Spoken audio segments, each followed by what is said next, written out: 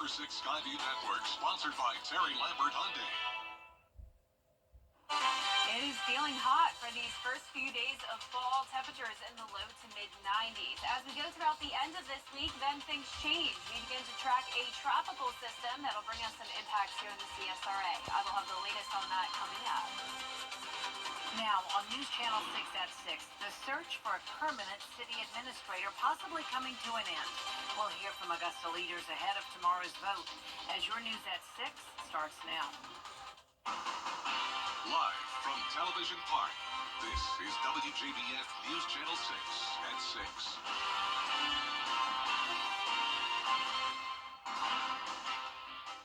Good evening, everyone. I'm Jenny Montgomery. Thank you for joining us. Brad's off tonight. Coverage you can count on begins with Augusta trying again to name a permanent city administrator. The mayor requesting a special meeting tomorrow to vote on hiring a person for the position. George Escala has the story. It didn't work earlier this month, but Augusta leaders will try again to name a permanent city administrator. We've been trying to do this since last February, George, and there's always some reason why we're not having this vote for this administrator. Mayor Garnett Johnson requesting a special called meeting Tuesday to vote on the administrator. 2 weeks ago, there was another meeting called, but not enough commissioners showed up to legally conduct business, so no vote could be held.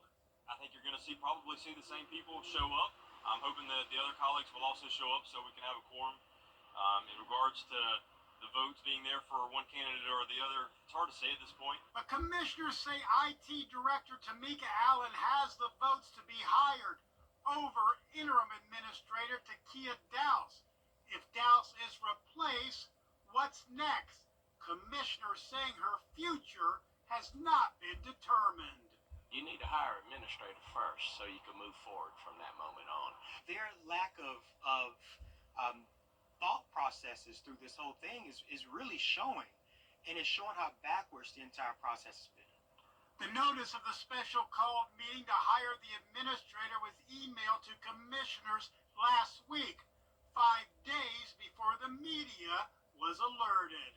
So I had no idea that the media didn't know about the meeting because we were notified on the 18th in a big email that went out. So I assumed that the media was also included in that email. It's been a long process to name a permanent city administrator. One city leaders will try again to get done Tuesday. In Augusta, George Escala, WJBF, News Channel 6. Chief Meteorologist Jenna Petracci joins us now for our first check of the weather. Jenna? Well, Jenny, it's a hot day, and it's also a stormy day, at least for some parts of the CSRA. Here's the latest on Live Viper 6. Definitely not a washout, but we do have some pop-up showers and storms here and there from Hancock County over to Jefferson County. Then as we take a look into Aiken, same story, nothing too significant. And then down towards the south, we do have a stronger storm here along the border of Burke and Jenkins County, just outside of downtown Millen. A few lightning strikes here along with the heavy rain. Nice sunset, though, here in Augusta. Terry Lambert Hyundai Skyview Cam showing some of those nice colors starting to pop up. Sunset tonight will be at 7:22. High today was 95 degrees. Average is 86, so around 10 degrees hotter than that. Low this morning also warmer at 68. Anywhere from those mid-80s to low 90s at the moment. 92 in Evans, 93 in McCormick, Allendale at 91, 90 in Louisville. Aiken only at 88 and 85 in Augusta because of the rain. 91 in Edgefield and 94 in Sparta.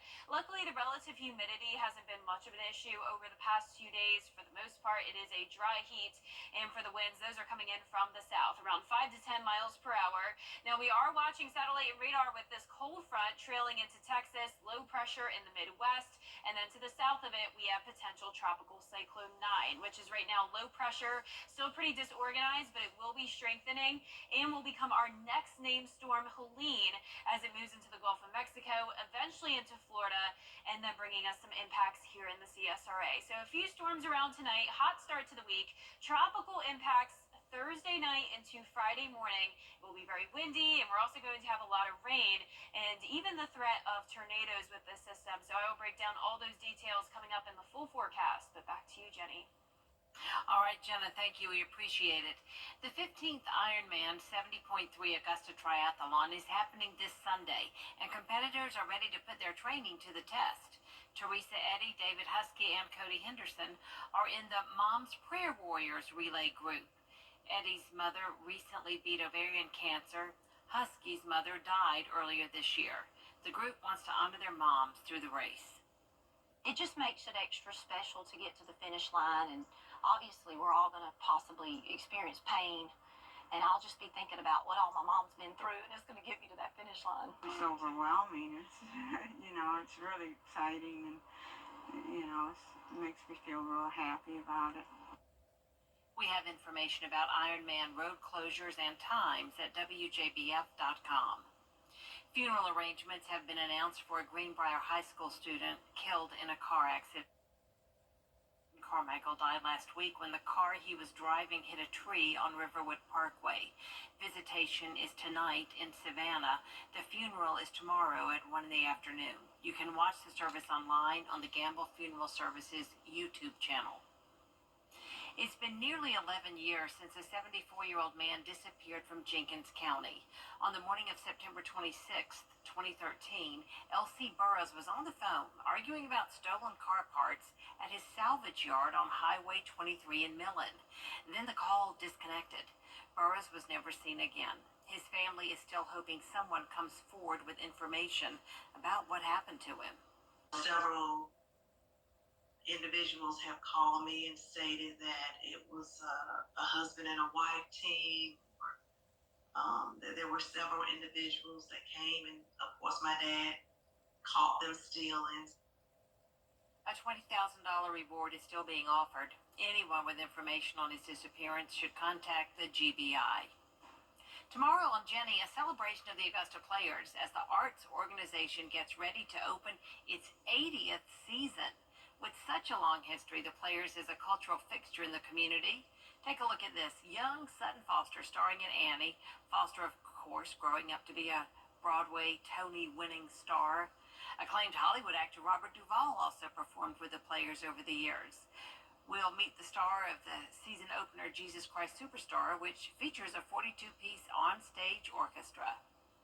I don't think there's any person in our culture or planet that could come to this show without bringing the historical load that it carries as well to it. So I think everyone feels that. It feels like we're all swimming in like a deep archetypal pool, and we come out of it at the end, and I think we feel tired but refreshed. Full 10-piece string section and 2 bassoons, 2 oboes, 2 clarinets, 3 flutes, lots of brass, 4 French horns. It's massive. Plus this amazing rock band that's at the core of all of it.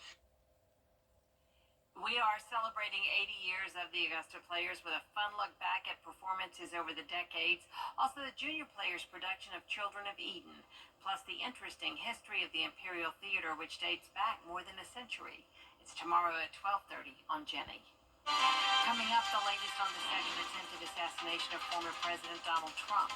What shocking things were found in a letter left by the suspect. News Nation tomorrow. And Jenna has stepped back over to the desk with another look at the weather. Well, we are watching potential tropical cyclone 9, a mouthful of a name, but it will soon become Helene, our next hurricane, and it is now expected to be a major hurricane by the time it moves into Florida. So what does that mean for us in the CSRA? I'll have the latest when we return. Truck accident. Freddie the Forecaster on WJBF News Channel 6. Sponsored by Alpha Insurance. That's life with Alpha Insurance. Now, your most accurate forecast with WJBF Live Viper 6. Welcome back. Here's the latest on radar. Definitely not a washout today, but with all the heating of the day, we do have some pop-up showers and storms. One of those is producing a lot of lightning here in Jenkins County. This is now to the south of Burke County. Still a heavy shower there in Burke County on the eastern side, but this is the main area that we're watching. Not a severe storm, but definitely a pretty strong one just outside of Millen. Here's a look at our Terry Lambert Hyundai Skyview cam. No rain in Augusta, but you can see the rain down towards the south in the distance. 85 degrees, cloudy outside, dew point of 69, west wind of 8 miles per hour. We made it into the low to mid 90s once again today, but now with the rain, we're starting to see some temperatures dip down into the low to mid 80s. Low pressure system to the west of us, that'll be moving in, and also low pressure down in the Caribbean Sea, which will be our next named storm. So we are watching the tropics very closely this week. This is potential tropical cyclone 9, so it does not have those tropical characteristics yet, but it will be, especially as it moves into the very warm water of the Gulf of Mexico and becomes better organized. Here's the latest track of the storm. It will likely be a tropical storm tomorrow, then strengthen to a hurricane by Wednesday, Category 2 by Thursday, and it is expected to be a major hurricane. Could even be a Category 4 by the time it makes landfall in Florida on Thursday afternoon. The landfall will be anywhere from around Destin, Florida, down to Crystal River outside of Tampa. So still a lot of uncertainty here with the track. And notice how it goes from being a Category 3 to a depression around Tennessee. So there's a lot of uncertainty here, and of course, right around our area. So that means it could be a tropical storm. It could even still be a Category 1 hurricane as the center of it moves right into the CSRA. So definitely something we're taking seriously. High rain chances Thursday and Friday. That's the good news. This is all beneficial rain, but of course we don't want the wind with it, and we definitely don't want that tornado threat. Tonight at 7 o'clock, still those pop-up showers and storms, but nothing significant. And then same thing for Tuesday. Chances of rain just around 20%. And again on Wednesday. Now, as we take a look at the tropics, we can see Wednesday at 6 a.m., the center of the storm off of Cancun. Now, keep in mind, this is just one scenario. This is a changing forecast, and it's possible that the track could still shift a little bit further towards the south, which would put us into a better situation. But of course, always want to prepare you for the worst just in case. Thursday morning and afternoon, it is strengthening, and then by Thursday evening, headed into the Big Bend of Florida. Then it moves into Georgia. This is Friday at midnight. So also keep that in mind. This is going to be an overnight situation. It continues into early Friday morning. This is Friday at 7 a.m. And then look at that. We are pretty much done with it by Friday afternoon and Friday evening. Now, the problem is that we could have power outages lingering into Friday evening, along with some very wet soil conditions, trees down, all that sorts of stuff. And as for those wind gusts, Thursday evening, you can see tropical storm force winds into the CSRA, and that means anywhere from 39 to 74 miles per hour. And we even can't rule out hurricane force winds as well. So we will keep you updated as we continue to fine-tune this forecast. There is the threat of flooding as well, excessive rainfall, slight risk of that for Thursday into Friday. So that's the time frame of this. Possible threats are the strong winds, the flooding, and spin-up tornadoes. Forecast confidence still around medium. Now, what we are confident about is the drop in temperatures, going from the low 90s tomorrow to low 80s on Thursday, low 80s into next week as well, feeling like fall by then. Lows tonight will be on the warmer side, though, in the low 70s, highs tomorrow in the low 90s. And here's a look at your 10-day forecast. We're tracking the rain and the wind Thursday and Friday, lower chances of rain over the weekend with the lower temperatures as well. And notice the 10th day on that forecast, high of only 78 degrees. Now, congratulations to today's umbrella winner. That is Sarah Davis from Edgefield. Congratulations, Sarah. You can pick up your Viper 6 umbrella here at the station and sign up to win yours on WJBF.com. All right. Thank you very much, Jen. Coming up, Augusta Women's Golf, bringing home some hardware, and the Carolina Panthers earned their first win of the season. Kira Goldstein's up next with sports. And I approve this message. You can't always choose the weather, but you can choose your weather app. Go with the most accurate and most trusted, the Live 536 mobile app. Download it today. Now, WJBF sports coverage you can count on. It was a big weekend for the Augusta women's golf team as they played in the Paladin Invitational. Now, the team finished 7th overall, but one golfer brought home some hardware for her individual performance at the tournament. The 50th annual Paladin Invitational was hosted by Furman University this weekend, and after 54 holes, Augusta University sophomore Kira Gonzalez McCarthy earned the individual win by backing up her opening round 68 with 70s on both Saturday and Sunday. The Spain native led wire to wire to claim her first collegiate victory by 1 stroke, and on Monday she spoke to the media to recap the final few holes and share about the moment she realized she was the winner. My last couple of holes, I really started to get a bit nervous and stuff, but made like 2 bogeys. And then on the last hole, I asked Coach, it was a par 3, I asked Coach, do I really need this birdie, or can I like make 2 putts? And she was like, just make this putt. It was a 30-footer, and I made it. So then I looked at Coach, and I was like, did I win? And she was like, yes, you did. So it was until the end that I didn't really know exactly if I had won. Wow, a huge congrats to Kira Gonzalez McCarthy and the Augusta Jags women's golf team. Over in the NFL, it was week 3 and the Carolina Panthers were finally able to get into the win column after beating the Las Vegas Raiders 36-22. Head coach Dave Canales spoke to the media on Monday to give some injury updates and to talk about the way this win has changed his team's outlook. Guys are coming in and out. We still don't have a full conclusion, just from some of the imaging and things we're doing on Adam Thielen, Lonnie Johnson, Damian Lewis, and Jordan Fuller. We'll have more information after we go through that. I think that this week was so powerful for us just in terms of trusting the process. We had a great week of practice, and then for it to come to life on Sunday to play complimentary football, which is my hope. That's a fantastic day. So a huge growth step for the team for us to be able to play our style of football. The Panthers will look to remain in the win column on Sunday as they host the Bengals. Kickoff is at 1 p.m.